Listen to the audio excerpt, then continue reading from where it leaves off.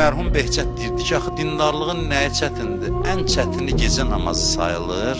Biraz tez yatsan, biraz az yesən, çox rahat durub onu yerinə yetirə bilirsən. Çox rahat ibadət edə bilirsən. Amma oyan gecəni bir dəfə təcrübə eləyin. Gecə oyanın, ibadət eləyin və sonra görün günü necə şad yaşayırsınız. Və yaxud da yatın, gün çıxsın, gün ortayacan yatın, sonra görün gününüz necə keçir.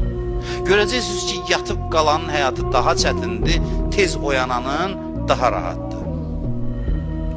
Bu belədir, fakt belədir. Səhərin su ilə dəstəmaz alırsan hər gün, deyirlər ki, şadlıq verir. Elmi baxımdan da sübut olunub ki, dəstəmaz alanda üzü, əlləri yuyursan səhərin su ilə ovqatıva təsir edir. Bir qıraqdan baxır, o qışın günündə. Həzrəti Məryəmi Həzrəti İsa yuxuda görür, deyir, dünyaya dönmək istəyirsən, deyir, dönmək istəyirəm, deyir, niyə görə?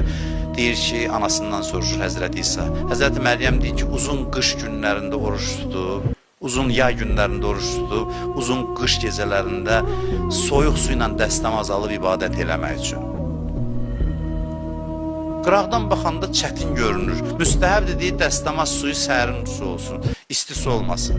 Hamısının insanın əhval-ruhiyyəsinə müsbət təsiri var. Bir müddət eləyin, sonra görəcəksiniz ki, dəstəmazsız yatmaq çətindir.